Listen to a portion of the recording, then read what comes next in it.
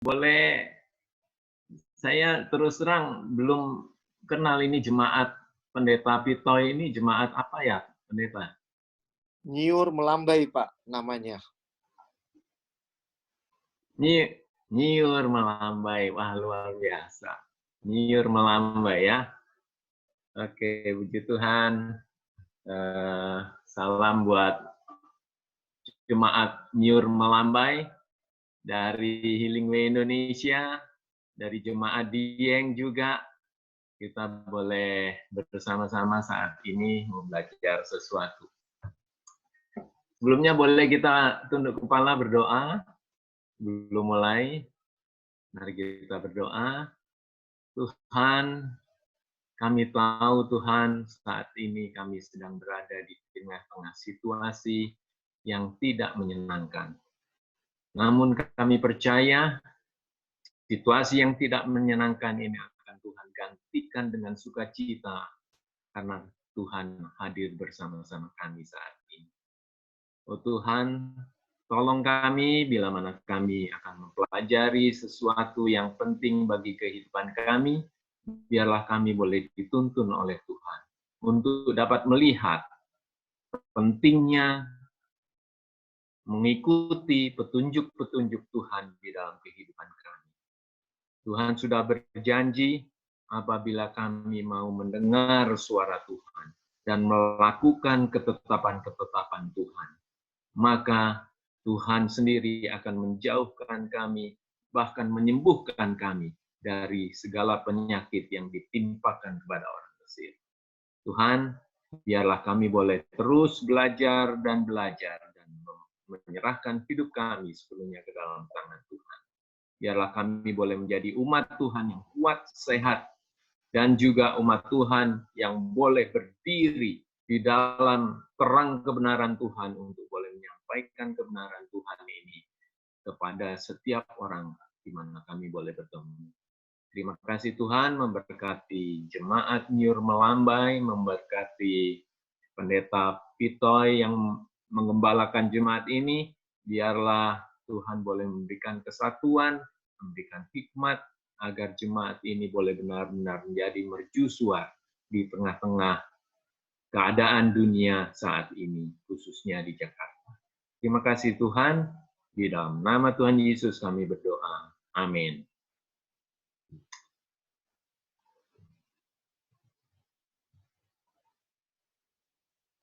Baik, sebelum judul kita, apa bisa dilihat?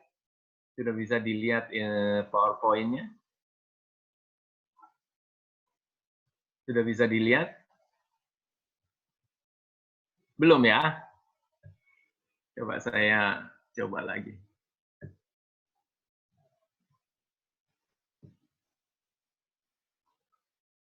Boleh? Bisa? Bisa? Bisa. Bisa, puji Tuhan. Puji Tuhan. Bisa. Ya.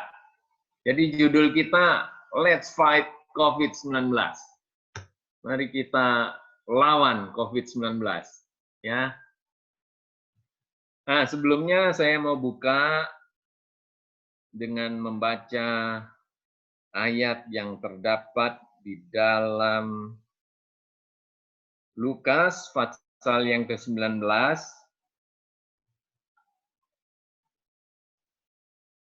Lukas pasal yang ke-19 ayat yang ke-43 ayat yang ke-42 mulai sampai ayat 44. Mari kita buka sama-sama Lukas pasal 19 ayat 42 sampai 43 saja ya. 42 dikatakan katanya, kata Yesus ini, wahai betapa baiknya jika pada hari ini juga engkau mengerti apa yang perlu untuk damai sejahteramu. Tetapi sekarang hal itu tersembunyi bagi matamu. Sebab akan datang harinya bahwa musuhmu akan mengelilingi engkau dengan kubu, lalu mengepung engkau dan menghimpit engkau dari segala jurusan. Tadi ketika di awal tadi,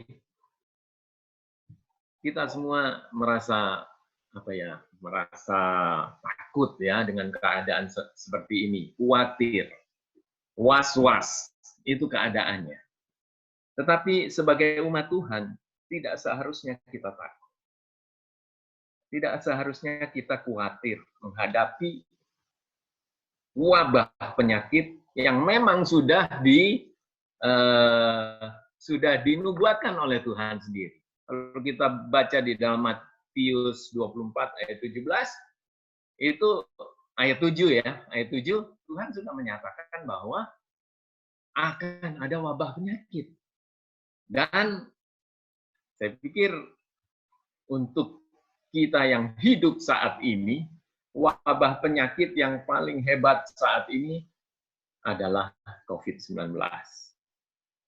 Nanti akan ada datang lagi mungkin, kita nggak tahu. Tetapi kalau dibandingkan dengan MERS dan SARS, banyak yang menulis bahwa sebetulnya MERS dan SARS itu tingkat kematiannya lebih tinggi. COVID-19 tingkat kematiannya lebih rendah. Namun yang menjadi masalah adalah tingkat penyebaran yang begitu cepat. Ketika saya merenungkan mengenai tingkat penyebaran COVID-19 ini, saya sangat merindukan cepatnya COVID-19 ini menyebar. Saya rindu bahwa Injil Kerajaan ini akan menyebar ke seluruh dunia lebih cepat dari COVID-19. Supaya bisa selesai pekerjaan Tuhan. Karena Injil, apabila disampaikan ke seluruh dunia, baru tiba kesudahannya. Nah, kembali ke Lukas 19 tadi. Wahai betapa baiknya jika pada hari ini, sekarang ini, engkau, umat-umat Tuhan, mengerti apa yang perlu untuk damai sejahtera. Kalau kita sekarang ini umat-umat Tuhan ketakutan masalah COVID, ya itu wajar manusia. Tetapi Tuhan mengatakan pada hari ini betapa baiknya kalau engkau mengerti apa yang perlu untuk damai sejahtera. Tuhan mau kita hidup di tengah kesulitan, tapi damai sejahtera. Itu kan yang kita inginkan. Nah, oleh sebab itu, kita akan melihat, kita tidak akan membahas dalam mengenai supaya kita mendapatkan damai sejahtera. Tidak pada saat ini, tapi kita salah satunya supaya kita mendapatkan damai sejahtera adalah kita memiliki atau mengikuti hukum-hukum kesehatan yang Tuhan sudah berikan. Nah, let's fight COVID-19. COVID-19. Mari kita lawan, perangi. Kalau kita melihat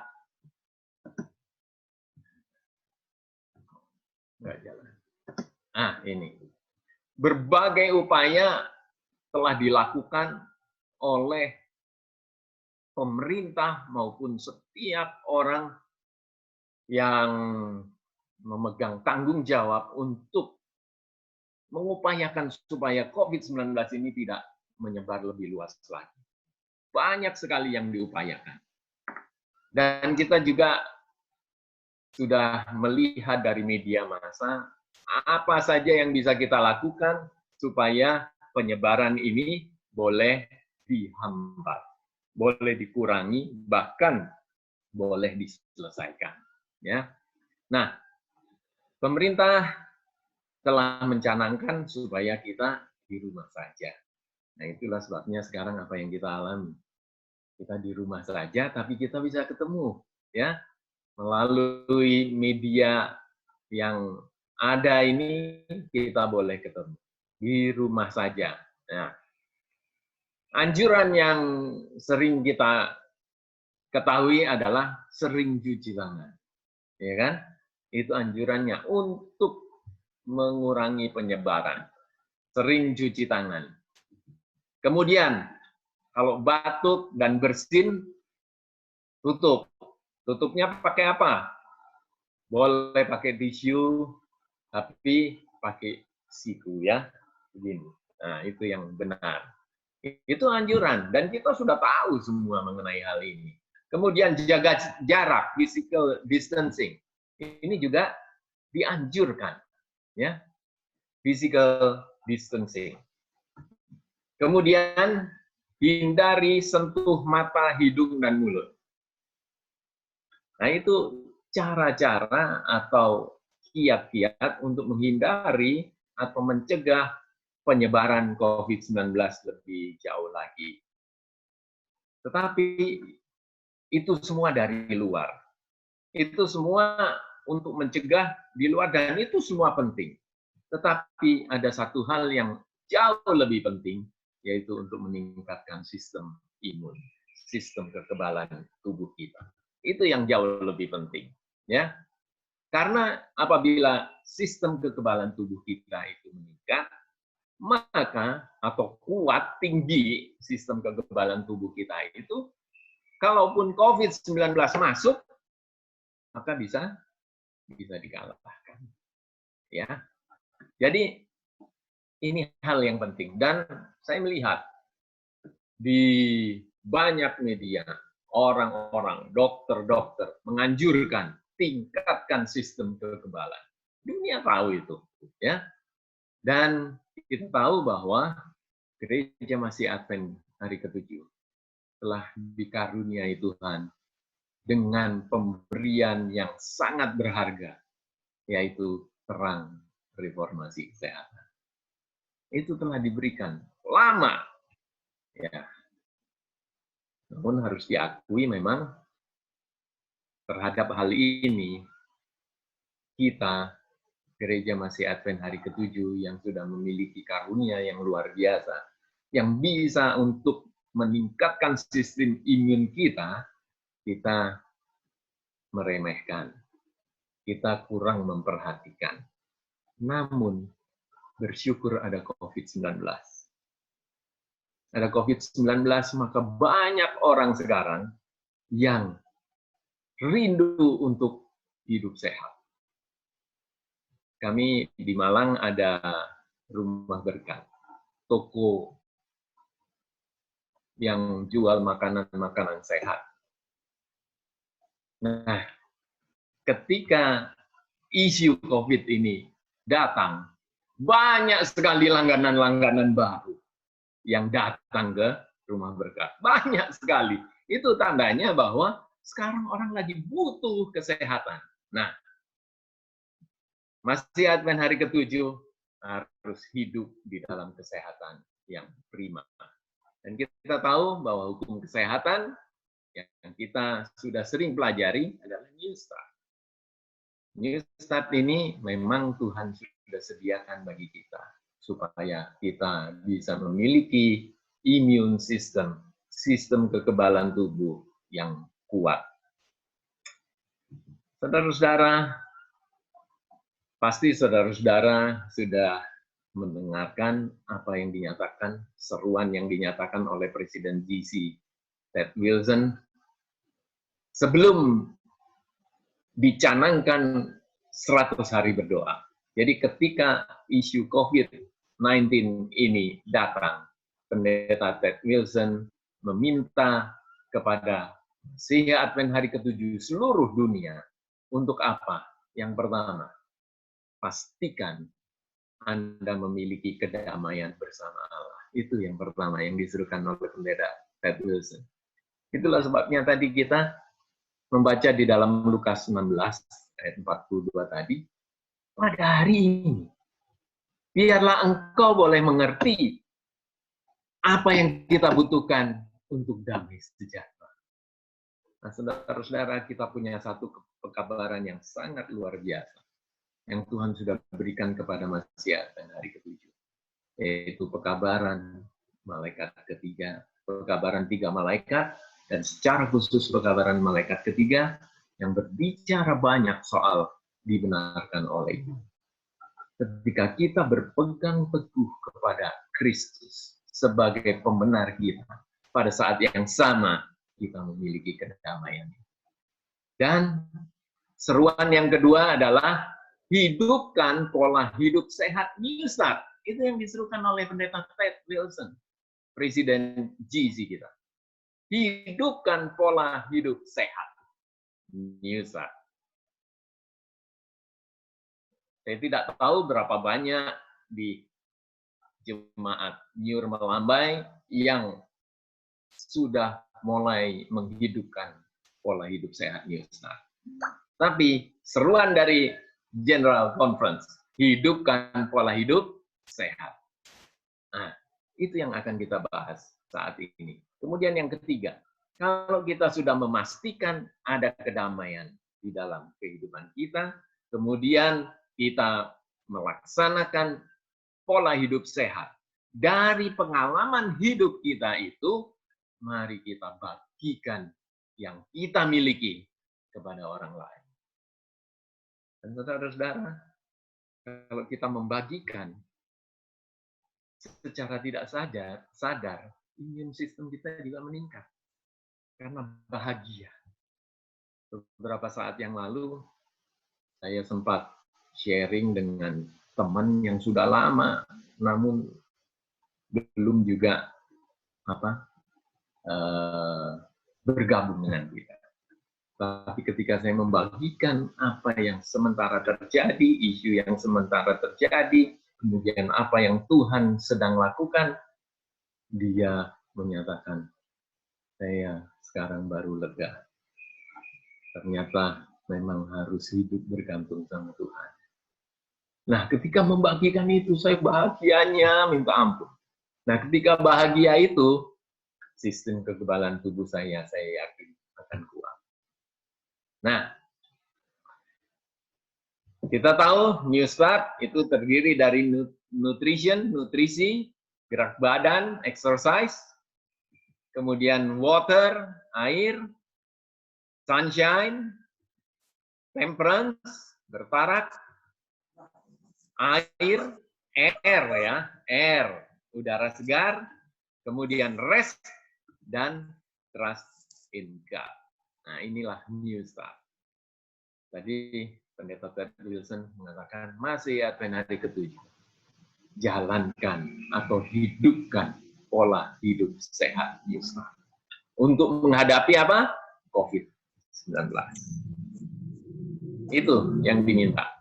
Dan kita tahu bahwa ini adalah satu pola hidup sehat yang benar-benar akan membawa kita kepada satu kondisi yang sehat. Saya mau saksikan sedikit, mulai tahun 2000, kami mulai menjalankan New Start program, Wellness Center. Dan sudah ratusan pasien atau peserta program yang datang.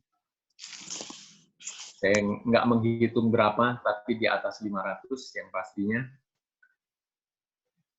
Ketika mereka bersama-sama, hidup bersama-sama, menjalankan New Start, mereka mendapatkan pada umumnya, mereka mendapatkan manfaat yang luar biasa. Bahkan mujizat-mujizat Tuhan terjadi. Jadi kita masih Advent hari ke-7, mari kita jalankan pola hidup sehat New Start. Nah, bagian yang pertama, nutrition. Nutrisi. Ya. Nah, bicara soal nutrisi, maka ada kebutuhan yang perlu kita perhatikan. Mengapa kita makan? Karena di dalam tubuh kita terjadi proses. Proses yang dibutuhkan untuk boleh bergerak, boleh membangun, dan boleh teratur kita punya proses di dalam tubuh kita. Nah, itulah sebabnya kita perlu makan. Untuk menunjang supaya kita bisa bergerak, kita bisa membangun, bisa mengatur sistem di dalam tubuh kita. Nah, sekarang pertanyaannya adalah, apa yang membuat kita bergerak? itu adalah zat yang disebut dengan zat tenaga. Nah, zat tenaga ini terdiri dari karbohidrat, lemak, dan protein. Ini yang akan menghasilkan tenaga. Karbohidrat, lemak, dan protein. Dan kemudian untuk membangun, ketika kita bergerak, ketika kita menggunakan tenaga kita, ada saja sel-sel kita yang itulah sebabnya perlu dibangun, perlu diganti. Sel yang rusak perlu diganti yang baru. Nah, itu dibutuhkan protein dan air sebagai zat pembangun. Nah, kemudian di dalam tubuh kita perlu diatur. Nah, zat pengatur di dalam tubuh kita adalah dari makanan yang kita makan, kita butuh vitamin dan mineral. Ya. Nah, ini tiga zat yang dibutuhkan oleh tubuh kita supaya proses di dalam tubuh kita ini boleh berjalan dengan baik. Zat tenaga, yaitu karbohidrat, lemak, dan protein. Kemudian zat pembangun, protein dan air. Kemudian zat pengatur, vitamin dan mineral. Nah, bicara soal makan, kita punya apa yang disebut dengan prinsip 3J. Ya, 3J. Apa itu 3J? Yang pertama, jenisnya. Ya, kalau kita bicara soal makanan, jenisnya itu penting diperhatikan. Kemudian yang kedua, prinsip yang kedua adalah jumlah. Setelah jenis, jumlah. Ya. Kemudian yang ketiga, jadwal. Nah, ini yang akan kita lihat ketika kita berbicara soal nutrisi. Prinsip 3J. Nah, J yang pertama yaitu jenis. Mengenai jenis ini ya. Tadi kita sudah melihat kita butuh zat yang menggerakkan kita, zat penggerak, zat pembangun, dan zat pengatur. Dan itu semua ada di makanan kita. Ya. Nah, jenis. Bicara soal jenis, Alkitab sudah menyatakan jenis makanan yang kita butuhkan. Di dalam Kejadian 1 ayat 29 dan Kejadian 3 ayat 18. Kejadian 1 ayat 29, saya baca di sini dalam terjemahan ILT. Ya. Karena ini terjemahan yang sangat mendekati dengan aslinya. Ya. ILT. Dikatakan, lalu Elohim berfirman, lihatlah, aku telah memberikan kepadamu segala macam apa? Apa yang diberikan kepada kita? Tanaman biji-bijian yang ada di seluruh muka bumi. Dan segala macam pohon yang padanya ada buah pohon yang berbiji. Semua itu untuk menjadi makanan. Nah, ini diberikan oleh Tuhan ketika manusia diciptakan. Sebelum jatuh ke dalam dosa, inilah makanan manusia. Tanaman biji-bijian dan juga buah pohon yang berbiji. Jadi buah-buahan dan biji-bijian. Itu makanan yang Tuhan berikan sebelum manusia jatuh ke dalam dosa. Ya.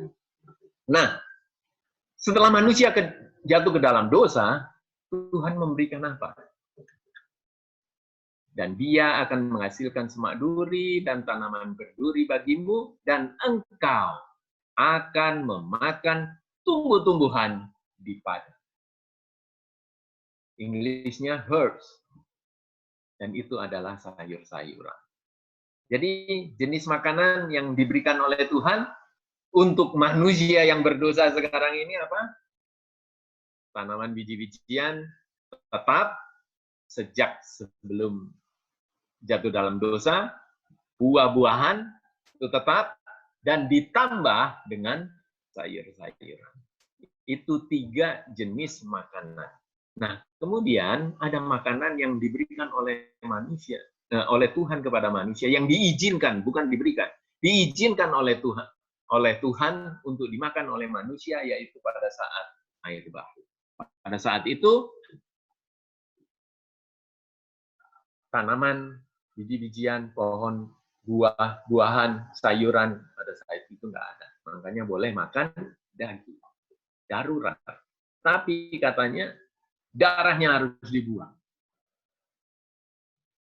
Nah, itu jenis-jenis makanan yang diberikan oleh Tuhan kepada manusia.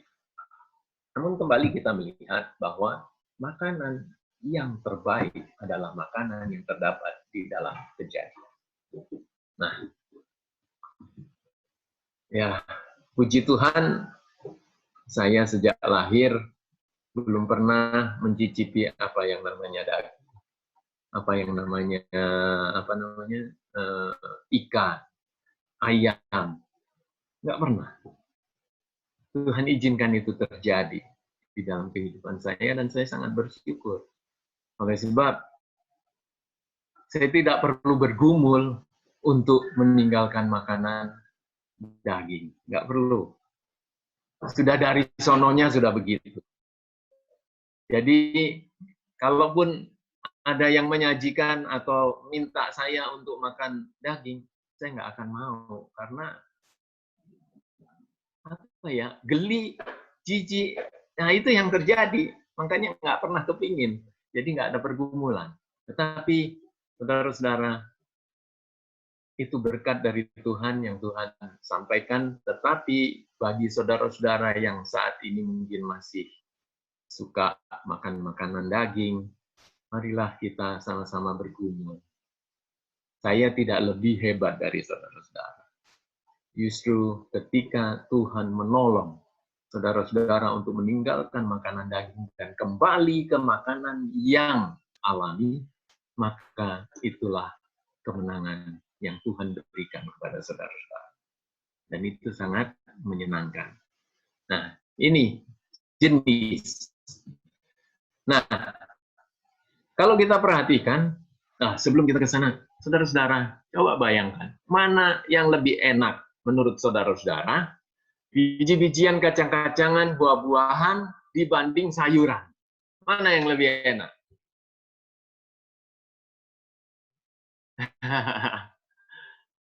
Saudara-saudara, biji-bijian, kacang-kacangan, buah-buahan, itu diberikan kepada Adam dan Hawa sebelum jatuh ke dalam dosa, itu yang paling enak dimakan. Coba saudara-saudara, kalau saya makan kacang, itu aduh sulit berhenti. Kalau makan buah, sulit juga berhenti. Tapi kalau makan sayuran, bukan saya nggak suka, tapi tidak segemar ketika saya makan kacang-kacangan, biji-bijian, dan buah-buahan.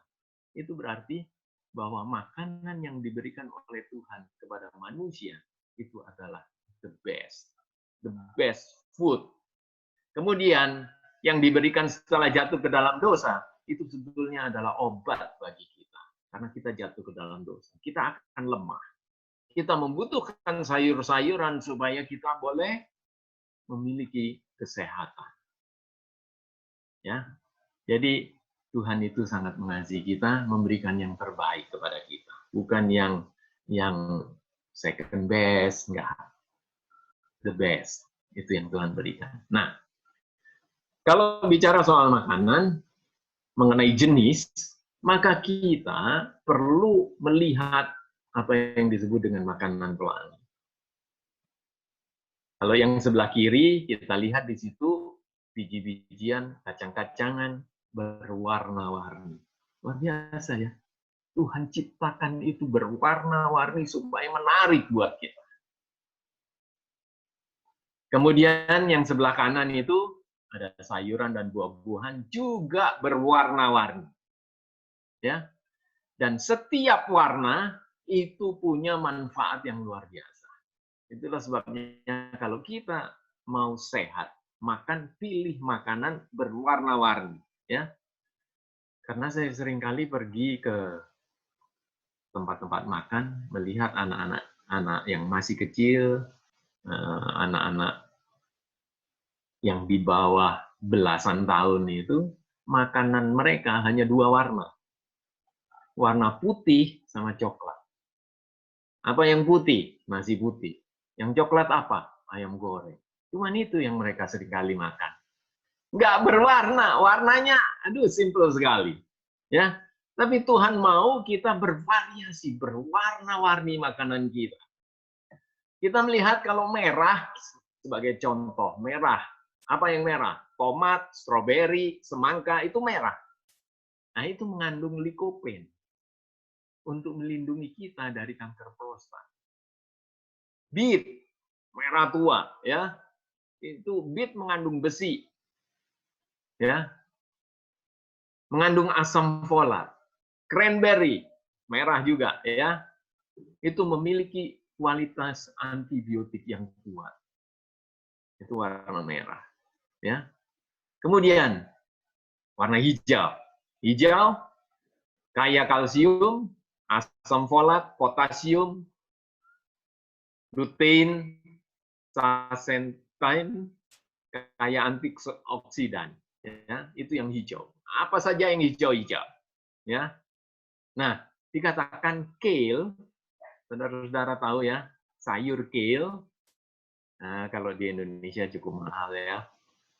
Dikatakan kale itu memiliki 50% lebih banyak kalsium yang dapat diserap dibandingkan susu. Ya. Wah, kita takut keropos tulang, kita larinya ke susu. Kita jangan sebutkan merek ya.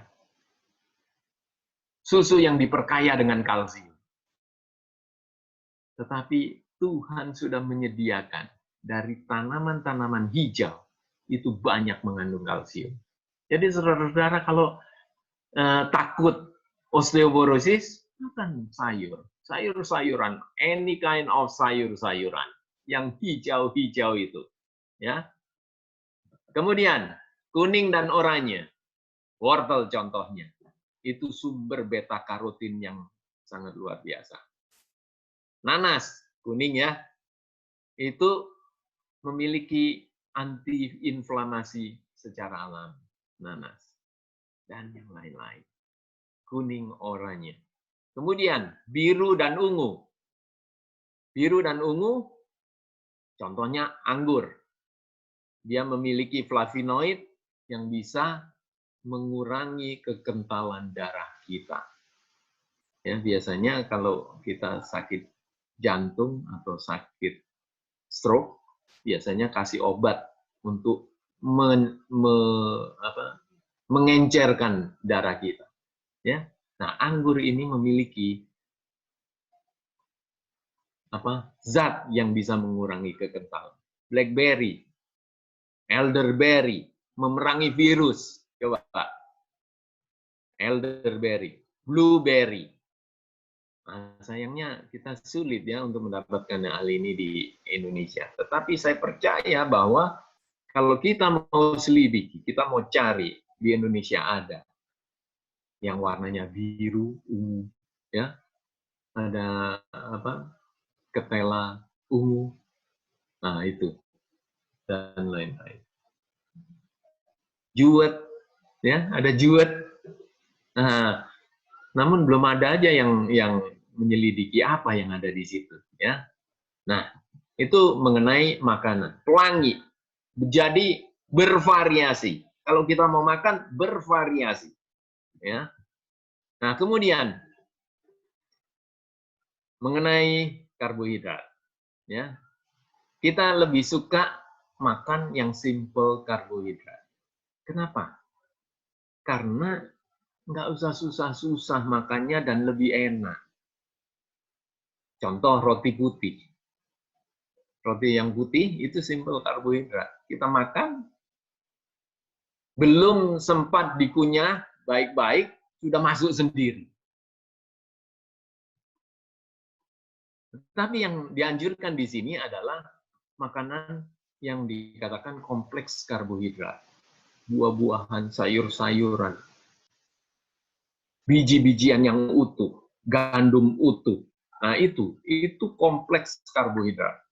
Jadi dia perlu waktu untuk dia boleh menghasilkan glukosa. Jadi waktunya panjang. Nah, ini yang baik. Makanya kalau orang yang diabetes, dia harus tinggalkan simple karbohidrat. Sama sekali, tinggalkan. Dia harus lebih mengutamakan ke karbohidrat kompleks. Nah, dari gambarnya itu kita sudah lihat ya, bedanya antara simple karbohidrat dengan karbohidrat kompleks. Ya, bisa lihat ya. Nah, itu. Nah, makanan utuh. Kenapa harus makanan utuh? Mari kita lihat di sini sebagai contoh saja. Ini apel ya. Apel. Coba perhatikan grafiknya itu. Kalau apel yang utuh ya, dia glukosa levelnya kalau kita makan itu, kalau kita mulai dengan 70, maka dia akan meningkat 30 menit pertama itu akan meningkat kita punya glukos dalam darah. Namun, dia akan kembali. Dan waktunya juga lebih lama. Perhatikan itu ya. Dia akan kembali, tapi kembalinya nggak drop. Dia akan kembali ke awal. Nah, itu makanan yang utuh. Nah, dibandingkan dengan selai apel, coba. Atau jus apel. Lihat itu. Dia cepat naiknya, kemudian cepat lagi turunnya. Dan bisa turunnya bisa jauh. Ya. Jadi, kita bisa melihat di sini, bukan berarti jus apel itu jahat atau jelek. Enggak. Ya. Tapi, lebih baik makan makanan. Kalau mau makan apel, ya makan apel yang utuh. Bijinya, buah apelnya itu keseluruhan.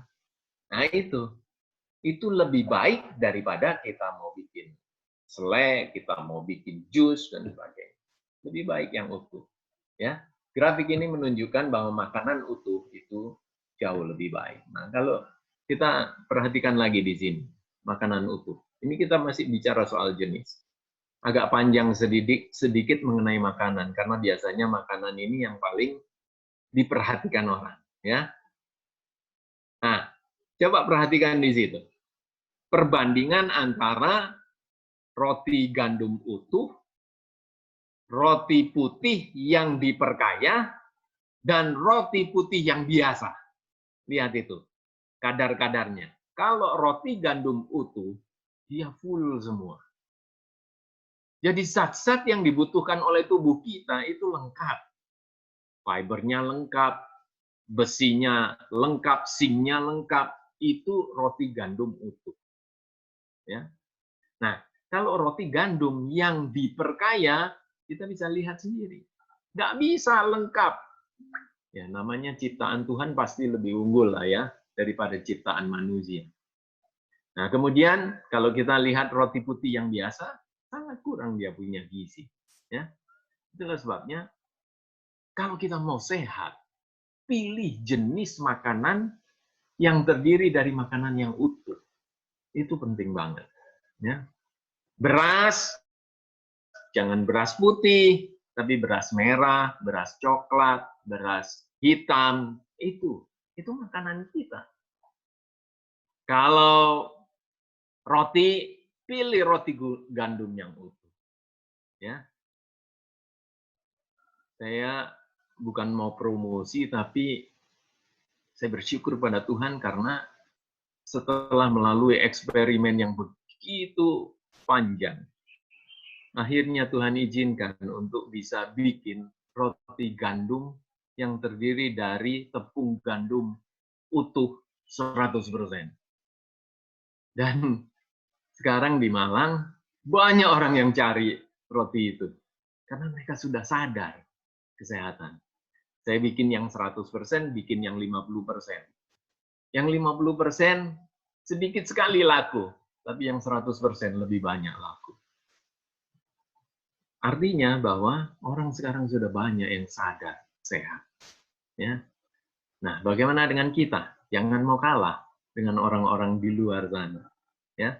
Nah, kemudian bagaimana dengan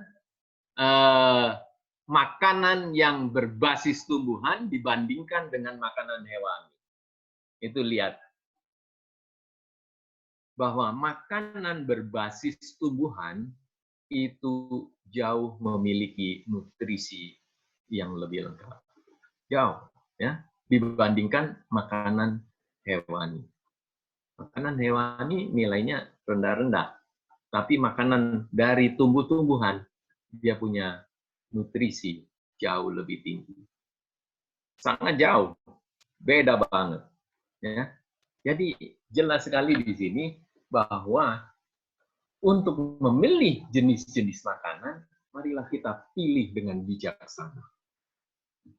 Yang pertama, harus bervariasi. All kind of color harus ada. Ya, bukan berarti sekali makan kita cari semua warna, enggak juga. Ya, tapi bervariasi, setiap kali makan bervariasi. Ada warna ini, nanti warna apa lagi. Bervariasi. Ya, itu mengenai jenis. Prinsip yang pertama ya. Kemudian utuh, alami. Semakin alami semakin baik. Ya. Utuh, makanan utuh. Kemudian berbasis tumbuhan. Jadi plant-based diet, makanan berbasis tumbuhan. Jadi bukan dari hewani. Ini yang terbaik. Ini yang Tuhan sudah karuniakan kepada kita. Makanya tadi kita sudah melihat jenis makanan yang Tuhan berikan, yaitu tadi, ya, biji-bijian, termasuk kacang-kacangan, buah-buahan, dan sayuran ketika jatuh ke dalam dosa. Ya, jadi itu mengenai jenis. Nah, selanjutnya mengenai jumlah. Nah, ini jumlah ini penting juga, ya.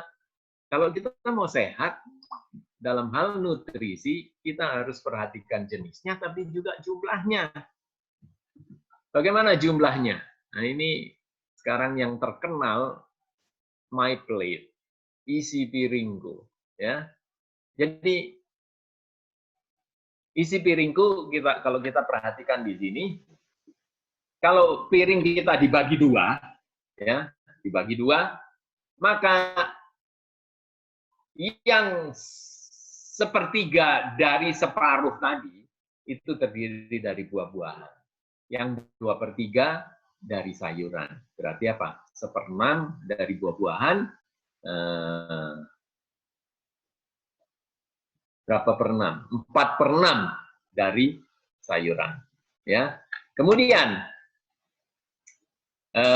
setengah piring yang lain, sepertiganya lauk pauk. Ya. Nah, lauk pauknya itulah yang biasanya memiliki tinggi protein. Ya. Tahu, tempe, kalau kita plant-based diet, itu tahu, tempe, biji-bijian, itu mengandung banyak protein. Ya. Kemudian, makanan pokok, itu karbohidrat, itu 2/3. Nah, coba saudara-saudara lihat piring saudara-saudara masing-masing. Ya. Kebiasaan kita makan. Biasanya nasinya itu yang lebih banyak daripada sayurnya, betul nggak? Ya, katanya kalau nggak makan nasi nggak rasa makan, gitu, ya kan? Jadi nasi jauh lebih banyak dibandingkan dengan sayurnya. Sayurnya hanya kembangan saja. Kemudian yang lebih banyak kedua, lauk pauknya lebih banyak. Kemudian buahnya pencuci mulut. Itu. Jadi nggak seimbang kita punya makanan. Jadi jumlahnya harus diatur sesuai dengan isi piringku ini. Ya, jelas ya? Isi piringku, my plate. Nah, kemudian yang berikutnya adalah jadwal. Jadwal ini penting juga. Jadi saudara-saudara kalau sudah pilih jenis yang baik, saudara-saudara harus tahu berapa jumlah yang dibutuhkan. Jadi supaya ngukurnya gampang, ya piring saudara bundar gitu, lihat aja yang mana. Oh, ini karbohidratnya kebanyakan, ini harus tambah sayur. Itu. Karena porsinya harus sama, kan gitu. Nah, mengenai jadwal. Nah, kalau mengenai jadwal ini, kita perlu perhatikan makan pagi, Itu jadwalnya ya. Jadi tubuh ini punya body clock yang bisa terbentuk. Ya. Jadi kalau makan pagi jam 7, biarlah setiap hari makan paginya ya jam 7, sekitaran itu. Ya. Makan pagi. Makan siang, jam berapa? Tentukan. Makan malam, jam berapa? Nah, ketika makan pagi, kita makan yang paling banyak. Karena itu akan digunakan untuk kita bekerja, aktivitas kita sepanjang hari. Jadi, dikatakan makan pagi itu makan seperti raja. Ya. Ini jadwalnya. Ketika pagi, makan seperti raja. Jumlahnya lebih banyak, ya, makan pagi. Tapi juga perlu diperhatikan jenisnya. Jangan benar-benar kayak raja yang seperti yang dicerita Daniel tadi, makanan raja ya. Bukan itu. Jenisnya pilih seperti yang tadi sudah kita lihat. Makan siang, makan seperti pangeran. Jadi lebih sedikit dari makan pagi. Nah, kebiasaan kita gimana? Mana yang lebih sedikit, siang atau pagi? Pagi, karena pagi cepat-cepat mau kerja, jadi makan apa adanya, ya kan? Kemudian malam, karena kita sudah rileks, sudah pekerjaan sudah nggak ada, kita pergi keluar makan malam itu yang paling banyak, betul nggak? Sudah terbalik hidup kita ini. Anjurannya adalah makan pagi seperti raja, siang seperti pangeran, makan malam seperti fakir miskin. Artinya nggak perlu banyak-banyak. Dan itu makanan yang ringan. Bukan makanan ringan cemilan ya.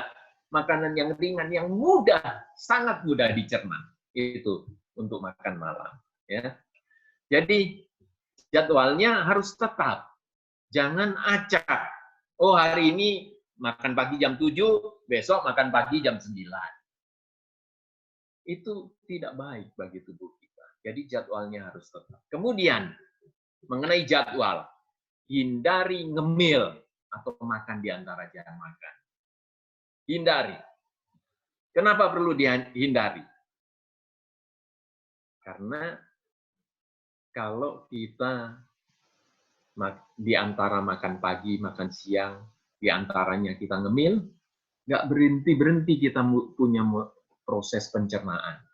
Belum selesai mencerna makanan yang pagi, sudah ditambahin lagi keripik, kue, dan lain-lain. Harus nyerna lagi. Jadi sepanjang hari nggak berhenti mencerna. Kapan tubuh ini mendapat kesempatan untuk pembersihan? Nggak ada kesempatan. Ya. Nah, kemudian mengenai jadwal juga, hindari minum saat makan. Nah, ini penting. Ya. Karena ketika kita makan, asam lambung itu sudah siap untuk mencerna. Ketika kita minum air, maka asam lambung yang seharusnya mencerna makanan, dia ternetralisir. Artinya kadar asam yang dibutuhkan untuk mencerna makanan itu berkurang. Sehingga proses pencernaan di dalam tubuh kita tidak baik. Ya. Nah, kemudian ada anjuran di sini, dalam banyak hal, 2 kali makan sehari lebih baik daripada 3 kali. Ya. Lebih baik. Kenapa?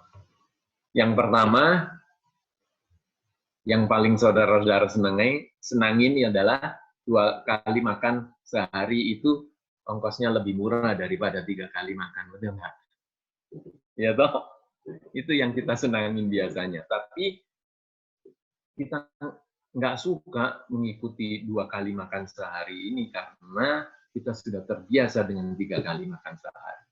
Nah, kalau 2 kali makan sehari, proses pembersihan atau detoksifikasi alami tubuh kita itu akan lebih baik berjalan, ya, sehingga sistem kekebalan tubuh kita akan meningkat. Nah, jadi saudara-saudara, mengenai makanan ini, jenis, jadwal, dan juga jumlah perlu kita perhatikan, kalau kita bisa mengatur dengan baik, maka our immune system akan meningkat, ya, akan meningkat. Dan kalau meningkat, maka kita bisa tahan terhadap COVID-19. Ya. Nah, hal berikut exercise. Jam berapa ini?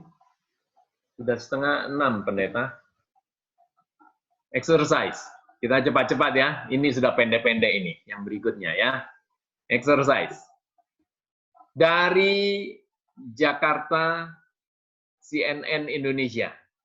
Saya baru cari-cari, dikatakan menjaga daya tahan tubuh diyakini bisa menghalau infeksi virus corona.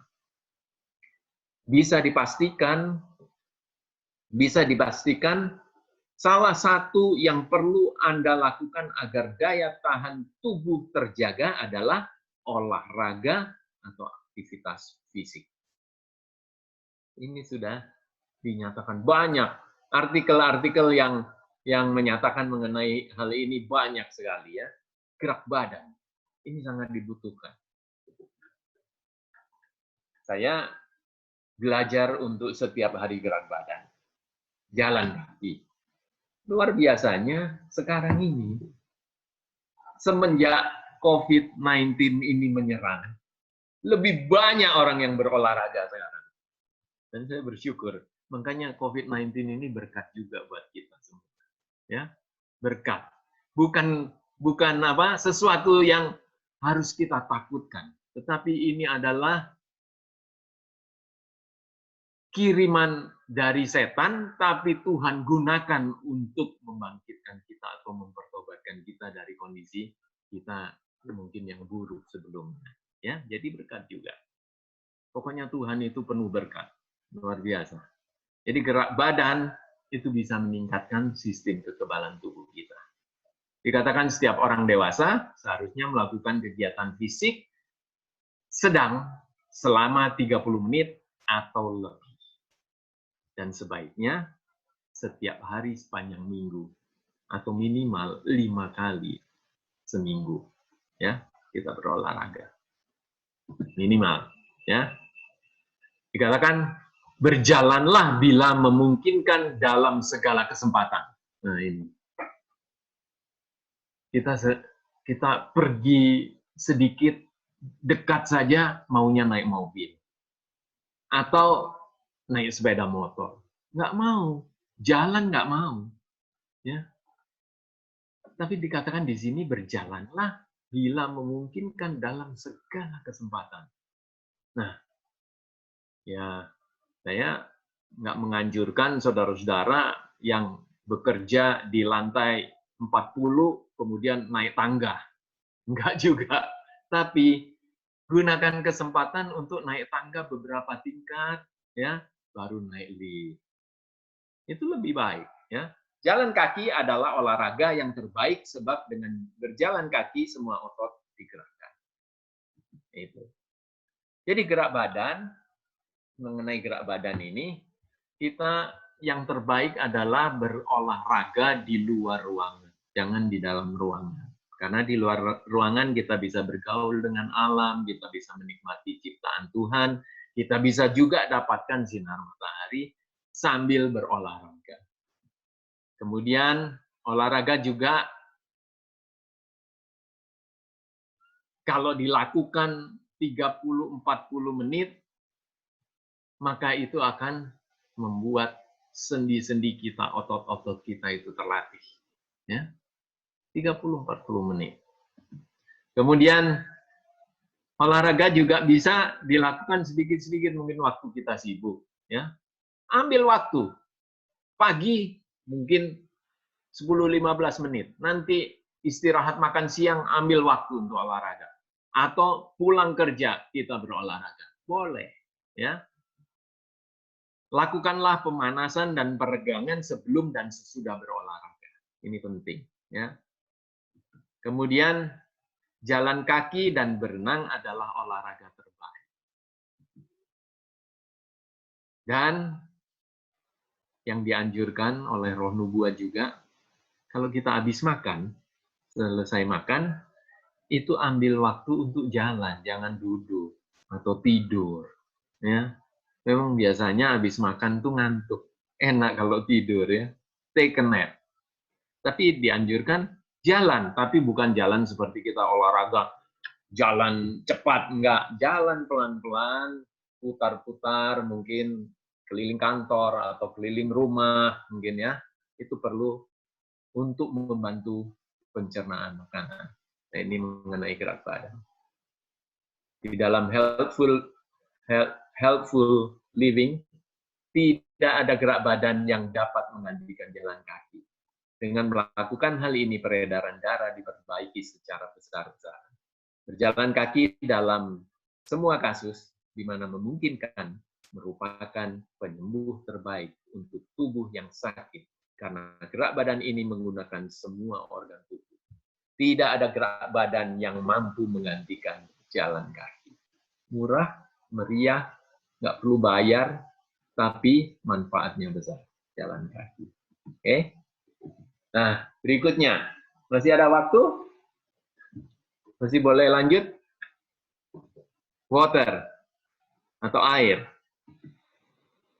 Nah, kita tahu dalam tubuh kita ini sebagian besar terdiri dari air. Ya, itulah sebabnya butuh air. Nah, kita sudah banyak belajar bahwa kita butuh air sekitar 8 gelas sehari atau 2 liter. Tapi yang paling bagus adalah lihat waktu saudara-saudara buang air kecil, warnanya apa. Itu yang terbaik. Ya. Kalau warnanya masih kuning-kuning, berarti kurang minumnya. Tambahin minumnya. Dan dianjurkan untuk melawan COVID ini, saudara-saudara minum sering, lebih sering. Bahkan dikatakan walaupun beberapa teguk, minum. Sebentar-sebentar minum, gitu ya. Nah itu. Nah, minum 8 gelas. Kemudian, yang tidak kalah penting, saudara-saudara, untuk meningkatkan sistem kekebalan tubuh kita adalah mandi. Mandi penting. Dan kalau saudara-saudara punya fasilitas untuk bisa mandi dengan shower air panas bergantian dengan air dingin, itu akan lebih baik untuk meningkatkan sistem kekebalan tubuh kita. Dan mengenai air, hidroterapi ini penting. Ya. Nah, sehubungan dengan COVID-19, saya menganjurkan bagi saudara-saudara yang mengalami mungkin batuk atau mulai mengalami tidak enak di tenggorokan, gunakan hirup udara. Jadi bukan hirup udara, hirup uap air. Jadi kita bikin di tempat, direbus airnya itu mendidih. Nah, uapnya ini. Nah, saudara-saudara bisa kasih di situ mungkin jahe atau apa, boleh juga dimasukin di situ, kemudian dihirup, tutupin dengan dengan kain, kemudian dihirup. Nah, itu salah satu untuk kalau kita punya masalah di pernafasan dan di pernafasan juga ya. Nah, itu pasti cocok untuk COVID-19. Dan hidroterapi ternyata dianjurkan untuk bisa meningkatkan sistem kekebalan tubuh kita untuk melawan COVID-19. Ya. Rendam air panas dingin atau rendam di bathtub. Ya. Nah, itu semua baik sekali untuk meningkatkan kita punya sistem imun. Nah, itu mengenai air. Kemudian matahari. Matahari ya. Manfaat sinar matahari banyak banget. Mengatur temperatur dan kelembapan bumi kita. Kalau nggak ada matahari, waduh, bakteri akan hidup bergembira. Tapi karena ada matahari, sulit untuk bertumbuh ya. Membunuh kuman. Jadi dia jadi disinfektan. Nah, sekarang ini disinfektan ini paling laku sekarang. Ya. Padahal matahari berguna sebagai disinfektan. Matahari juga penghasil vitamin D. Nah, nanti kita akan lihat sedikit mengenai vitamin D ini. Menurunkan kolesterol darah, menurunkan gula darah, meningkatkan kebugaran tubuh, menaikkan hormon testosteron pada pria. Kita cepat aja ini, karena ini tidak berhubungan dengan COVID ya. Menurunkan tekanan darah tinggi, meningkatkan ketahanan terhadap stres. Nah ini karena COVID-19 ini banyak orang yang stres, betul nggak? Ketakutan. Nah, dengan kita memanfaatkan sinar matahari, maka daya tahan terhadap stres itu lebih kuat. Karena semua manusia pasti membutuhkan vitamin D untuk menjaga sistem kekebalan tubuh berfungsi baik. Karena ini merupakan garis pertahanan pertama tubuh dalam menghadapi serangan infeksi dan penyakit. Jadi, tadi kita sudah melihat makanan bisa meningkatkan sistem kekebalan tubuh kita kalau makanan itu baik. Kemudian yang kedua, olahraga meningkatkan sistem kekebalan tubuh. Air. Kemudian sekarang sinar matahari juga untuk meningkatkan sistem kekebalan tubuh. Hanya itu yang kita butuhkan untuk melawan COVID-19 ini. Sistem kekebalan tubuh yang kuat. Nah, waktu yang terbaik untuk berjemur adalah untuk kebugaran. Nah, kita sambil olahraga pagi, kita kena sinar matahari.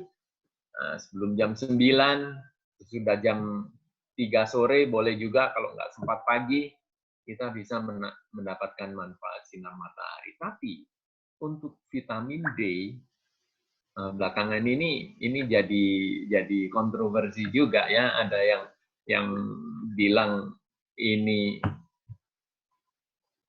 berbahaya kita berjemur siang hari.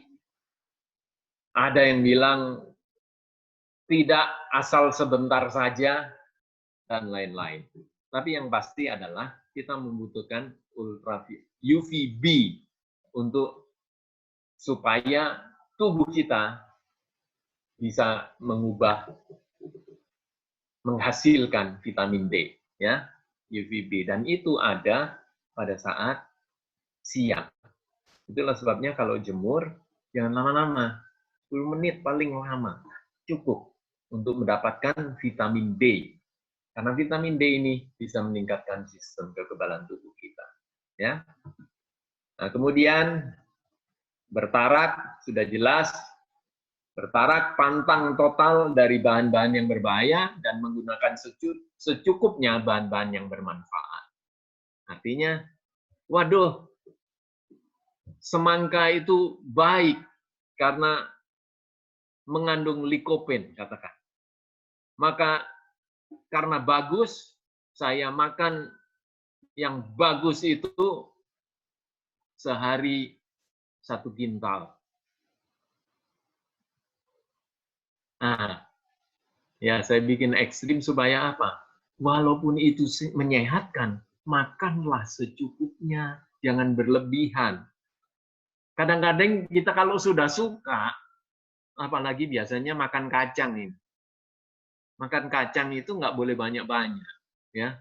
Tapi karena kita suka, nggak bisa berhenti makan kacang, jadi berlebihan. Kacang baik, tapi kalau digunakan berlebihan itu juga tidak baik, ya. Nah, itu namanya bertarak, menahan diri. Nah, kemudian pantang total dari yang membahayakan. Nah, ini sehubungan dengan COVID-19, ada yang menulis begini. Ini dari liputan6.com. Di situ mengenai 5 cara hidup sehat agar tubuh kuat lawan virus corona. Nah, sebetulnya nggak hanya 5, 8 kita punya, ya. Tapi salah satunya adalah ini. paparan asap rokok dapat merusak sistem kekebalan tubuh. Begitu juga dengan alkohol. Perokok memiliki risiko lebih tinggi untuk mengalami infeksi paru seperti bronkitis dan pneumonia yang memang menjadi media yang diserang virus corona COVID-19. Ya. Jadi rokok, alkohol ya kalau kita orang Advent memang kita enggak semua itu. Tapi kita perlu juga memberitahu teman-teman kita, jangan rokok dan alkohol. Pantang itu, karena itu berbahaya. Karena itu akan bisa mengalami masalah di paru-paru kita dan itu sangat senang buat COVID-19. Ya. Lanjut, udara. Nah, udara yang segar. Kita bisa hidup tanpa makanan bisa sampai 1 bulan, 1,5 bulan. Nggak makan, masih bisa hidup, walaupun sudah setengah mati ya. Tapi masih bisa hidup. Kalau tanpa air, kita hanya bisa hidup paling lama seminggu. Kalau tanpa air. Tapi kalau tanpa udara, kita mau coba sekarang sama-sama. Kita stop untuk bernafas selama 15 menit. Apa yang akan terjadi? Kita akan mati semua. Ya. Jadi udara itu sangat penting. Dan udara yang segar itu akan juga membuat sistem peredaran tubuh kita itu menjadi baik. Tubuh kita mendapatkan oksigen yang baik. Maka sistem kekebalan tubuh kita akan bagus juga. Ya, di China waktu COVID-19 itu menyerang, polusi udara menurun banget. Dan saya yakin di Jakarta juga begitu. Mungkin saudara-saudara bisa sekarang mulai bisa melihat langit biru yang selama ini abu-abu terus. Kalau saya di Malang masih sering lihat langit biru ya, puji Tuhan. Itulah sebabnya jangan betah-betah di Jakarta lah. Oke. Nah, udara segar itu bisa menurunkan ketahanan hidup dari bakteri dan virus di udara. Ya. Jadi udara yang segar itu nggak betah itu bakteri dan virus itu hidup. Dan yang lain-lain. Itu manfaat dari udara segar. Oke. Nah, sekarang istirahat. Di dalam sebuah artikel yang sehubungan dengan kita sekarang ini dikatakan walaupun terdengar sederhana, kurang tidur terbukti bisa menimbulkan dampak yang buruk pada kesehatan. Salah satunya adalah penurunan daya tahan tubuh, sehingga beragam penyakit dapat lebih mudah menyerang. Tidur yang cukup dapat membuat tubuh Anda lebih kuat melawan paparan virus corona. Orang dewasa butuh waktu tidur 7-8 jam perharinya, sedangkan anak-anak memerlukan waktu lebih lama. Ya, jadi tidur cepat, bangun cepat itu lebih baik. Ya, jadi kita butuh rest, istirahat. Ya, istirahat ini sebetulnya sangat dahsyat, bisa menyegarkan, bisa memulihkan regenerasi, pikiran kita bisa dibangun kembali, tubuh, jiwa semua. Dan istirahat juga bisa membuat performa kita bagus sepanjang hari. Dan ini merupakan obat yang manjur untuk mengatasi tekanan-tekanan hidup, istirahat ini. Namun sangat disayangkan keuntungan istirahat ini seringkali diabaikan, ya, kurang tidur. Nah, ini istirahat macam-macamnya, ada harian, mingguan, tahunan. Tapi yang kita harus perhatikan pada saat COVID-19 ini, selagi kita di rumah saja, tidurlah cepat. Ya.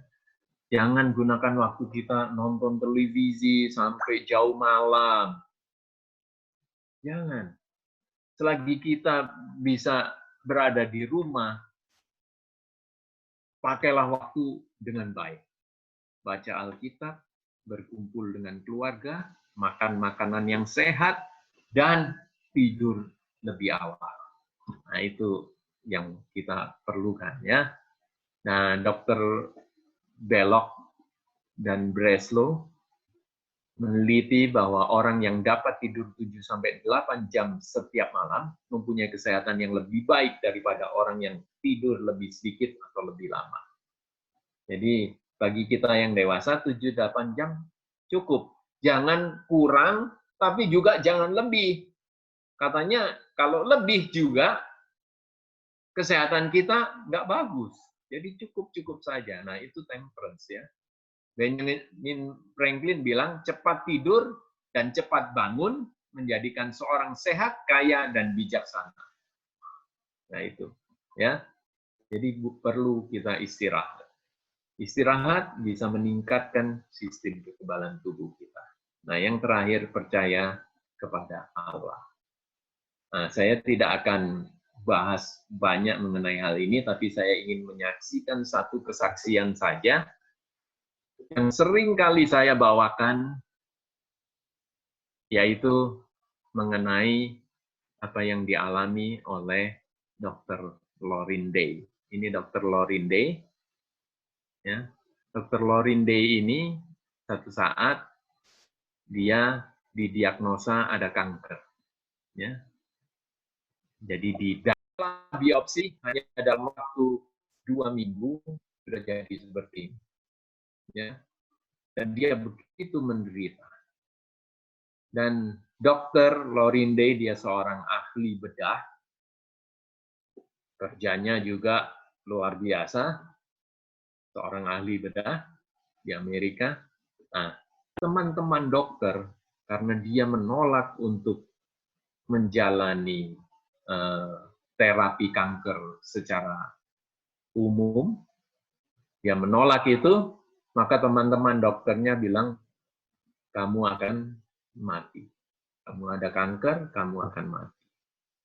Tetapi dikatakan, dia salah. Mereka salah. Kata Dr. Lorin Day. Kenapa mereka salah? Setelah mengalami hal ini, Dr. Lorin Day, dia ubah dia punya pola hidup. Dia menjalani New Start dengan sangat ketat. 18 bulan dia disembuhkan dari sakitnya. Dan dia menjadi berkat buat banyak orang. Kemudian kata-kata yang menarik yang dia nyatakan adalah ini. Bukan hanya makanan. Kita seringkali konsentrasi kita di makanan. Bukan hanya makanan. Saya tidak dapat sembuh hanya dengan makanan saja. Saya harus menggabungkan semua bagian agar dapat sembuh total. Kemudian dia menyatakan, percaya kepada Allah adalah bagian terpenting bagi kesembuhan total saya. Kenapa? Allah adalah sang penyembuh.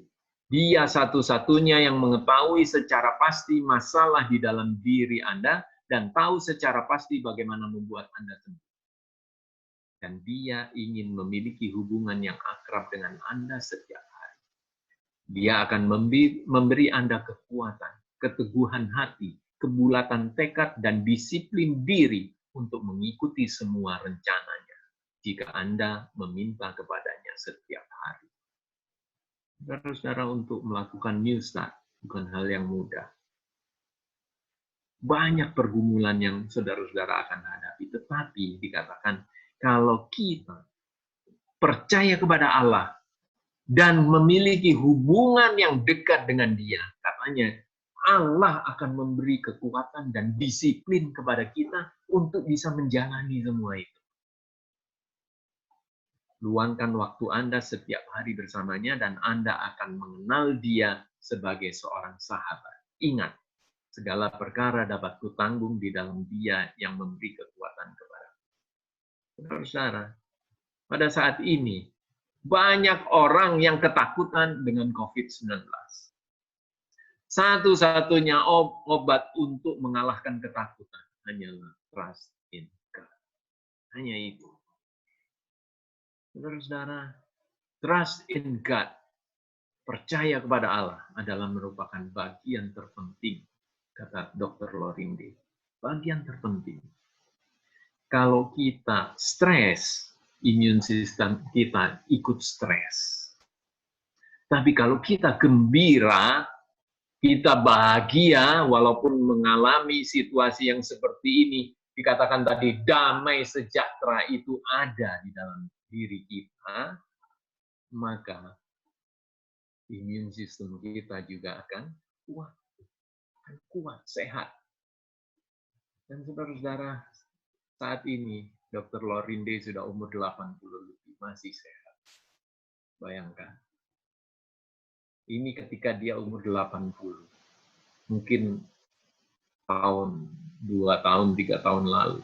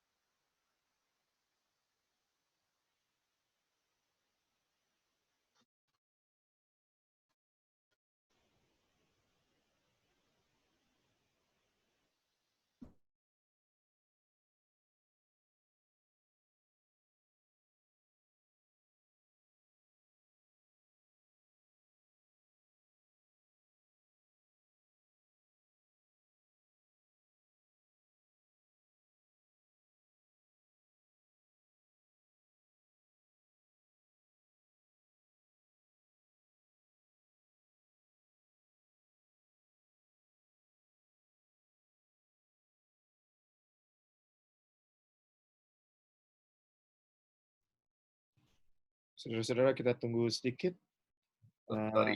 Sorry. Ya, tadi sempat internetnya putus rupanya. Sudah bisa dengar? Boleh? Ya.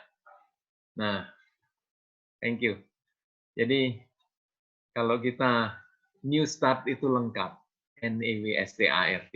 Jangan dikurangi. Jangan dipilih-pilih. Mana yang saya suka, itu yang saya jalanin. Yang enggak. Jangan. Karena new start ini satu kesatuan yang Tuhan sudah berikan kepada kita. Karunia yang Tuhan sudah berikan kepada kita. Supaya kita boleh tahan di dalam menghadapi segala penyakit. Oleh sebab itu, umat-umat Tuhan dimanapun berada, marilah kita sama-sama bergumul. Bergumul dengan Tuhan. Tuhan, saya belum bisa jalanin sekarang. Tapi saya percaya apa yang Engkau nyatakan, dan saya mau untuk melakukan. Ketika kita mendoakan, saya mau melakukannya, maka Tuhan akan tolong. Karena Tuhan itu Tuhan yang sangat mengasihi kita. Dia nggak mungkin nggak tolong kita. Pasti Dia tolong kita. Jadi, jangan khawatir terhadap COVID-19. Tuhan sudah punya penangkalnya, sudah lama, tinggal kita menjalaninya saja. Dengan penuh percaya kepada Tuhan. Living by faith. Hidup hanya oleh iman. Dan Tuhan akan memberkati kita dengan kesehatan yang prima. Jangan sampai umat Tuhan, dunia khawatir, umat Tuhan ikut khawatir. Jangan sampai dunia pada sakit, umat Tuhan ikut sakit. Kita harus hidup di dalam kemurahan Tuhan, sehingga kita boleh menjadi terang buat banyak orang. Jadi terang. Ya. Mari kita sudah sampai di sini. Silakan Pendeta Roy. Terima kasih banyak Pak Bambang. Sama-sama. Ya, saya yakin bahwa ada saudara-saudara mungkin yang ingin bertanya, ya.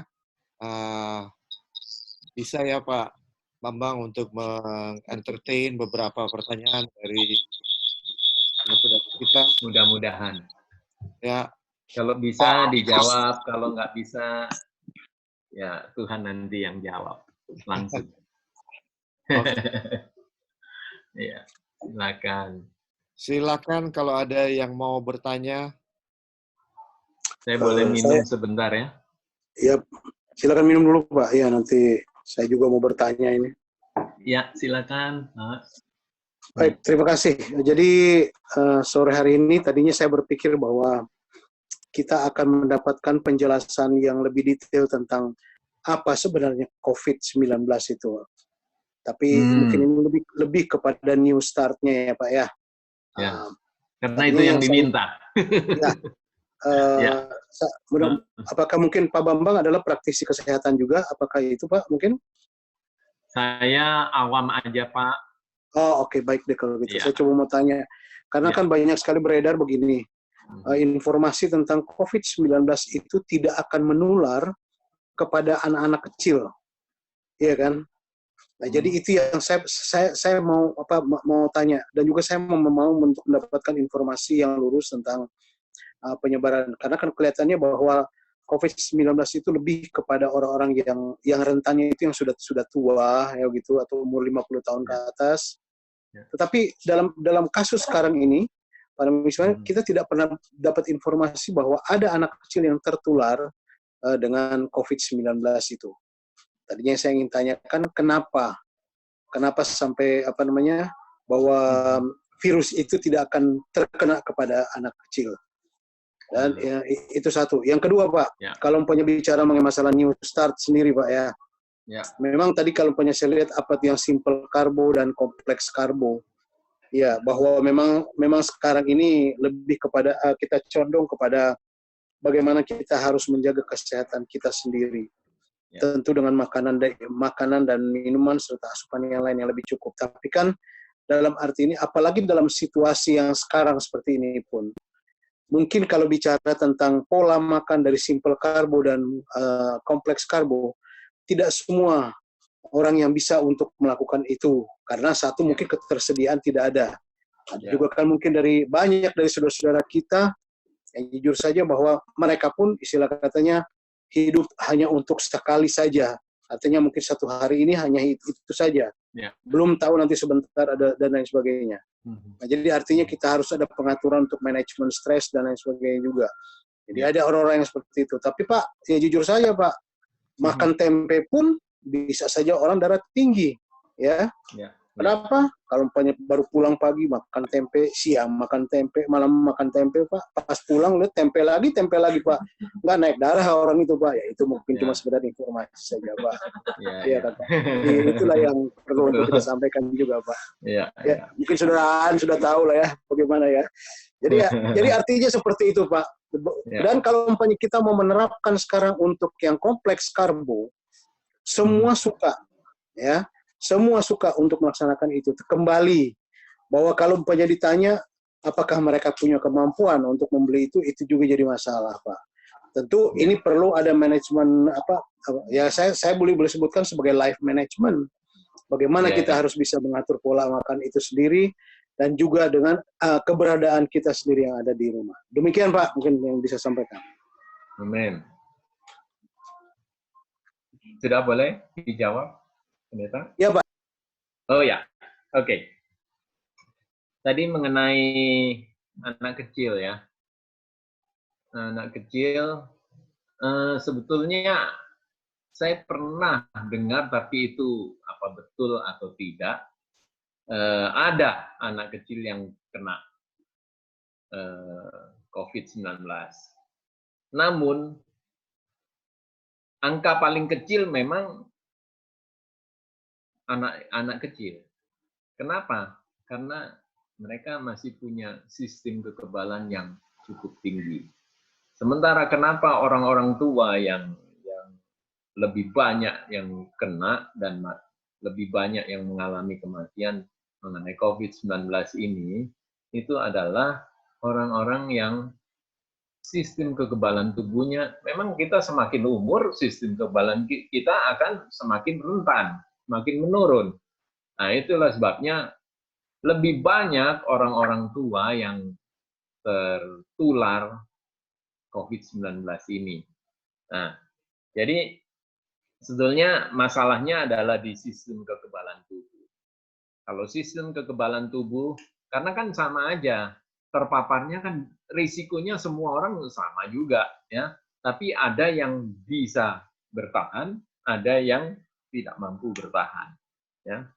Nah, oleh sebab itu yang ditangani sekarang ini adalah bagaimana supaya penyebarannya tidak terlalu luas, ya. Makanya ada anjuran juga kalau nggak salah di Amerika ya, itu bahwa janganlah kita terlalu harus jaga jarak juga dengan orang-orang tua yang kita kasihi. Bayangkan ya. Jadi jaga jarak karena mereka yang lebih rentan. Makanya kita perlu jaga gitu ya. Memang anak-anak kecil sangat lebih kuat menghadapi hal ini karena mereka punya imun sistem masih sangat kuat ya.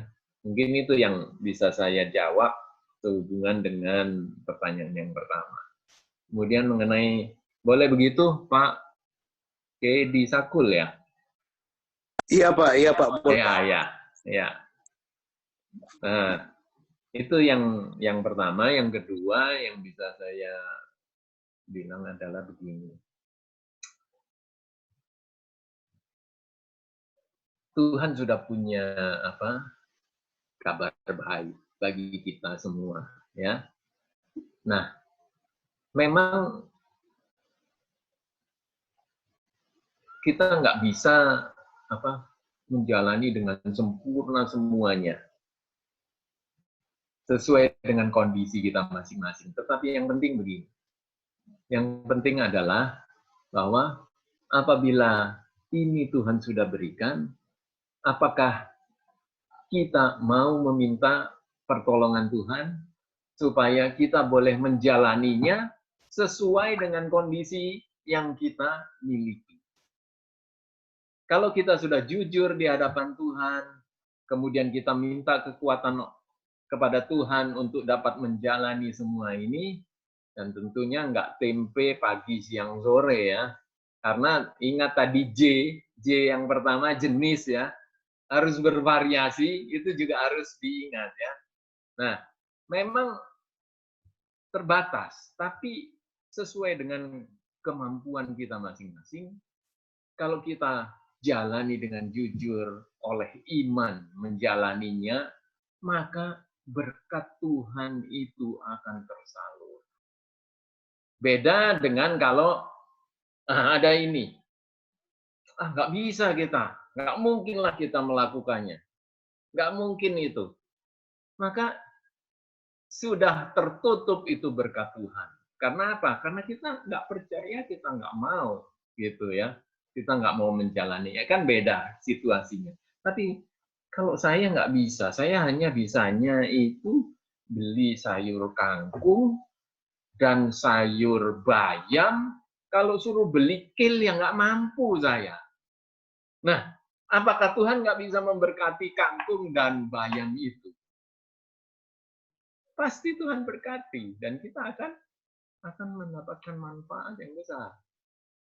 Tapi beda juga saya nggak mau.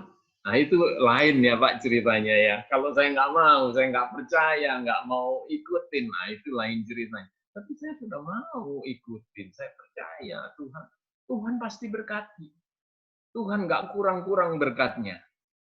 Karena yang protek bukan sayurnya, yang protek bukan buah-buahannya, tapi Tuhan yang ada di sorga yang memprotek kita. Betul kan? Jadi asal kita mau menjalani sesuai dengan bagaimana Tuhan menuntun kita, memang nggak bisa langsung. Saya sampai sekarang Pak, walaupun saya nggak makan daging sejak kecil, tapi jangan dipikir saya nggak bergumul dalam kesehatan. Sama saja, bergumul juga. Ya, dalam hal gorengan, saya masih bergumul. Karena saya suka sekali gorengan. Tempe goreng apalagi, Pak. Itu makanan kesukaan saya. Tapi saya belajar di rumah selalu tersedia, kalau masih ada yang mau goreng, silakan makan goreng, tapi ada yang dikukus, ada yang dibakar, ada yang diteflon, ganti-ganti. Nah, saya belajar untuk memilih itu oleh pertolongan Tuhan, gitu. Ya, saya juga bergumul, semua juga bergumul. Tapi yang pasti adalah bila mana kita terbuka, kita mau jadi mercusuar bagi Tuhan di atas dunia yang kacau balau ini, maka kita perlu mengikuti apa yang menjadi kehendak Tuhan, tapi bukan oleh upaya kita, karena kita nggak mungkin bisa. Bayangkan, kita suka, kemudian suruh stop, aduh, menderita kita. Tapi kalau Tuhan datang, kita minta tolong sama Tuhan. Kita punya lidah yang diubah sama Tuhan. Rasanya diubah, yang dulunya nggak suka jadi suka, yang dulu nggak suka sayur jadi suka sayur, itu kan berkat dari Tuhan. Jadi, andalkanlah Tuhan dalam segala sesuatu. Jangan mengandalkan diri. Kalau mengandalkan diri, kita pasti gagal. Ya, banyak kita berjanji, tahun baru, masuk ke tahun baru, tahun ini saya mau vegetarian. Banyak yang berjanji begitu. 1 bulan berhasil. 2 bulan mulai kendor. 3 bulan lupa. Itu janji kita. Ya, janji kita seperti tali pasir katanya di buku Kebahagiaan Sejati. Itulah sebabnya andalkan Tuhan. Maka Tuhan yang akan menuntun kita semua. Itu mungkin yang bisa saya sampaikan. Seberapa yang bisa kita dapat sesuai dengan kehendak Tuhan, maka kita gunakan itu dengan iman, Tuhan akan berkati kita. Itu Pak Sakul yang bisa saya sampaikan pada saat ini. Mohon maaf kalau belum memuaskan. Enggak apa-apa, Pak. Kita justru bisa dikuatkan. Karena biar bagaimanapun juga kita sudah start dengan dengan temperance itu, ya. Jadi artinya kita coba. Jadi buat jemaat kebetulan berkumpul semua ada di sini. Jangan heran kalau tiap hari Sabat itu kembali ke tempe lagi. Jadi marilah kita memperkuat itu. Ya. Jadi gitu. Terima kasih Pak Bambang. Silakan. Terima kasih Pak Sakul. Tuhan berkati.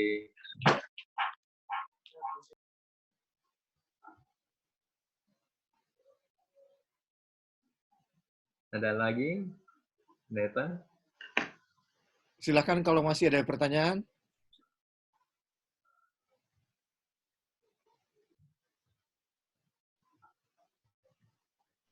Mau bertanya nih pendeta. Pak Bambang, mengenai tidur. Tidur, ya. Kadang kalau malam kita tidur kan kalau bisa 7-8 jam. Kadang nggak sampai 7 jam, 8 jam kita udah terbangun. Iya.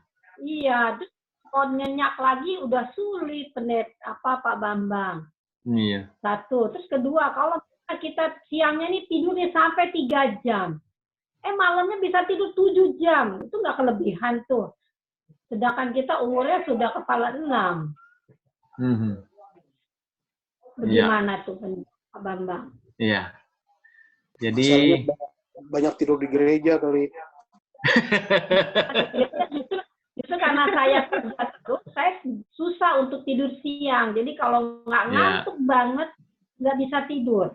Jadi kalau kita siang banyak kerja, malamnya begitu ketemu bantal langsung nyenyak. Ya. Tapi kalau udah kebangun, udah sulit mau nyenyak lagi.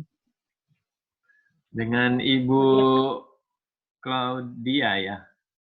Claudia ya. Ya. Terima kasih sebelumnya Pak Bambang. Ya. Jadi begini, memang kita semakin tua, jumlah tidur kita akan semakin berkurang. Itu sudah alamiahnya. Nah, jadi yang kedua, tidur siang itu sebetulnya tidak dibutuhkan. Tidak dibutuhkan tidur siang, kecuali kita memang sudah kalau istilahnya itu take a nap aja. Jadi sebentar aja tidur boleh siang, tapi jangan sampai siang tidur 1 jam, 2 jam, malamnya nggak bisa tidur pasti. Padahal yang kita butuhkan adalah tidur malam. Karena tidur malam disitulah hormon-hormon kita, hormon melatonin, hormon serotonin, semua itu diproduksi malam ketika gelap.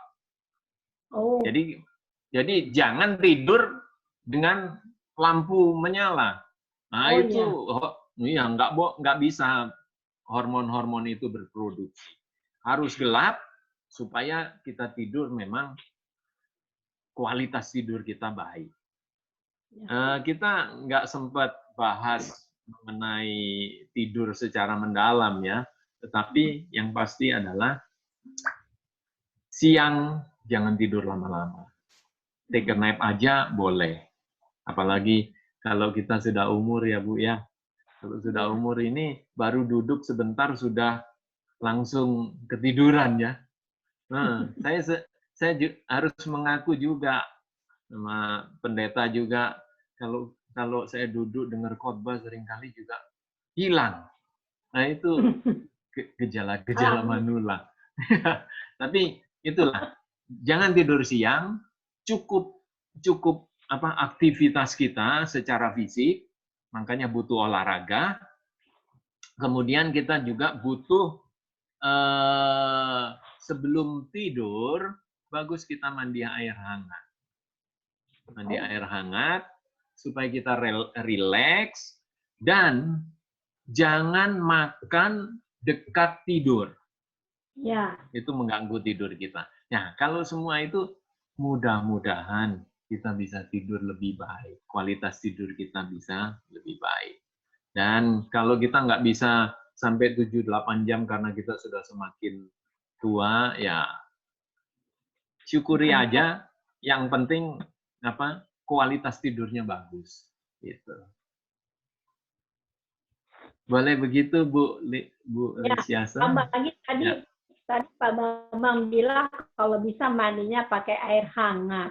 Ya, kan di Jakarta ini panas Pak, jadi ntar tambah kepanasan. Sementara kita tidur nggak pakai AC. Gitu ya? Nggak pakai AC. Iya. AC tapi kami nggak mau pakai. Iya. Jadi alami saja. Iya, kalau di Jakarta mungkin sudah hangat airnya ya, secara alami. Iya. Iya, ya boleh. Yang memang air itu sangat kita butuhkan. Iya. Ya, mungkin itu Ibu. Tuhan berkati. Terima kasih Pak Bambang. Sama-sama Ibu. Tuhan berkati.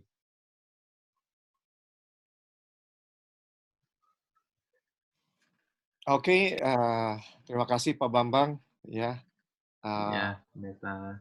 Kalau masih ada pertanyaan nanti disimpan, kita minta lagi. Jadi seperti Pak Bambang bilang tadi, ya saya memang sudah rencana undang tim Healing Week ke jemaat saya. Cuma ternyata lebih cepat karena ada COVID ya Pak. Oke. Iya. Terima kasih. Puji Tuhan. Berkat COVID ya. Oke. Kita akan dengarkan ya renungan tutup Sabat sekarang ini. Apakah Jose siap? Siap, Pendeta. Oke.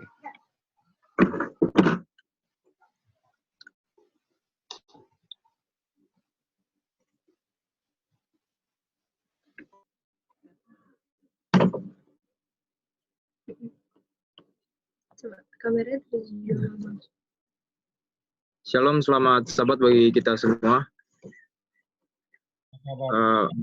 Renungan pada tutup Sabat kita pada saat ini, saya ambil dari kitab Mazmur 46 ayat 2, yang bunyinya, Allah itu bagi kita tempat perlindungan dan kekuatan, sebagai penolong dalam kesesakan sangat terbukti. Mungkin saudara-saudara tahu sales. Sales adalah pekerjaan yang sering mempromosikan barang-barang dagangan, tapi seringkali mereka sendiri tidak pernah menggunakan dan merasakannya. Kehidupan kita juga sering seperti sales. Kita menjadi sales kerajaan surga. Apa maksudnya sales kerajaan surga? Orang yang sering berkhotbah tentang kerajaan surga tanpa pernah memiliki dan merasakan pengalaman pribadi dengan pemilik surganya. Mungkin apakah saudara tahu pengalaman bersama dengan Tuhan ditentukan juga mungkin dengan seberapa dekat hubungan kita dengan Tuhan. Mungkin ada ayat di dalam Mazmur 103 ayat 7, itu ia telah memperkenalkan jalan-jalannya kepada Musa, perbuatan-perbuatannya kepada orang Israel. Kepada Musa, Tuhan memperkenalkan jalannya, yaitu apa yang Tuhan inginkan. Tapi kenapa kepada bangsa Israel diperkenalkan perbuatannya, yaitu mukjizat-mukjizat Tuhan sendiri. Karena orang Israel hanya ingin berkat-berkatnya saja dari Tuhan, bukan apa yang Tuhan mau. Apa pelajaran yang kita dapat dari sini, dari Musa, itu janganlah kita hanya puas mencintai berkatnya saja, tapi kita harus mengerti apa keinginan Tuhan dan punya pengalaman pribadi dengan Tuhan seperti Musa. Musa selalu bertanya apa yang Tuhan inginkan dan arah mana mereka harus berjalan. Dan disinilah letak ketergantungan Musa kepada Tuhan. Lewat pengalaman pribadinya dari hari ke hari bersama Tuhan, Musa turut dan setia. Di sini titik balik perubahan hidup saya itu mengejar apa yang Tuhan mau, meskipun susah karena bertentangan dengan keinginan daging. Di mana pergaulan saya mungkin yang sedikit mungkin bila pun itu buruk, tapi Tuhan mengampunkan. Meskipun banyak keraguan, tapi dari hari ke hari saya melihat dan merasakan pertolongan, dan itu meyakinkan saya kalau saya tidak punya pilihan lain selain bergantung padanya.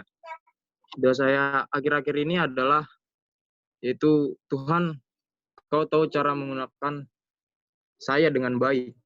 Saya percaya kalau kita mempunyai hubungan pribadi dengan Tuhan setiap hari, maka kita akan mengerti rencananya. Kita tidak akan takut dengan penyakit apapun. Ingatlah bahwa Allah itu bagi kita tempat perlindungan dan kekuatan sebagai penolong dalam kesesakan sangat terbukti. Itu dalam Mazmur 46 ayat 2. Dari ayat ini pun, yaitu yang bercerita tentang kedekatan secara pribadi dengan Tuhan, saya pun ingin bersaksi juga bahwa saya bersyukur karena di suatu tempat pekerjaan saya sekarang ini, saya sangat bersyukur karena di tempat itu diizinkan untuk saya berlibur pada hari Sabat, yaitu libur pada hari Sabtu dan Minggu. Ya mungkin itu adalah salah satu jawaban doa yang diberikan Tuhan. Semenjak saya selalu doakan itu selalu di saat saya selama pendidikan, dan puji Tuhan, Tuhan mengizinkan itu terjadi. Itu bahwa saya ditempatkan di suatu tempat pekerjaan yang bisa libur pada hari Sabat. Dan hanya itu yang saya inginkan di dalam satu pekerjaan. Dan mungkin Tuhan tahu apa yang saya mau, yaitu bukan saja saya menerima, saya dapat berlibur pada hari Sabat, melainkan saya pun juga harus bisa mengabarkannya. Kenapa sih saya bersyukur bisa berlibur pada hari Sabat? Itu salah satu kesaksian saya bagaimana saya dapat diberikan oleh Tuhan suatu pekerjaan yang dapat libur hari Sabat. Biarlah kita bisa selalu dekat dengan Tuhan, memiliki hubungan pribadi yang sangat baik dan semakin baik kepada Tuhan. Mungkin inilah renungan singkat untuk tutup Sabat kita pada Sabat ini. Dan untuk menutup seluruh rangkaian acara kita, untuk menutup Sabat kita, mari kita buka lagu Sion kita dari nomor 168. Kita nyanyikan semua ayat.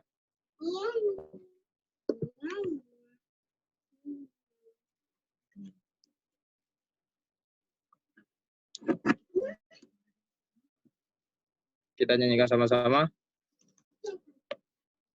1, 2, 3. kita memiliki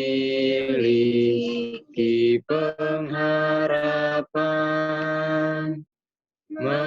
menyambut datangnya Tuhan.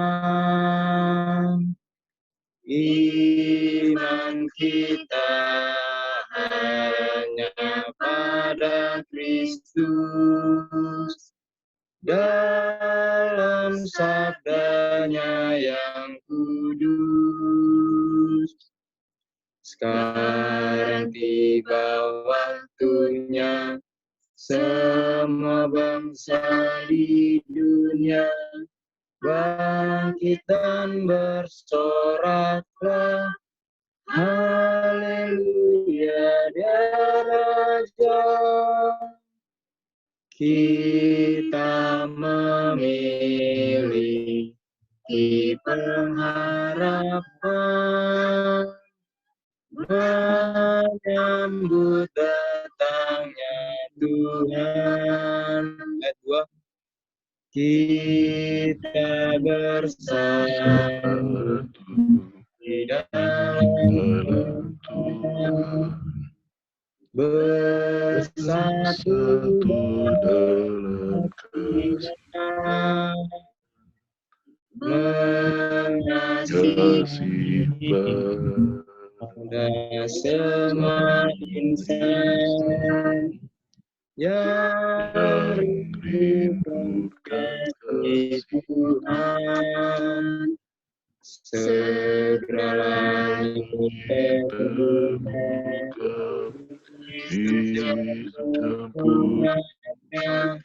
seluruh dunia memuji, haleluya, Raja.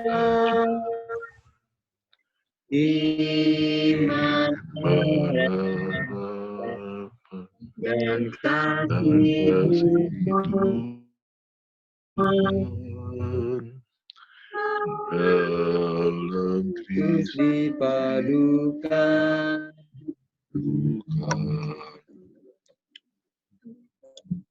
Baik, untuk menutup acara Tetap Sahabat kita pada sahabat ini, mari kita bersatu di dalam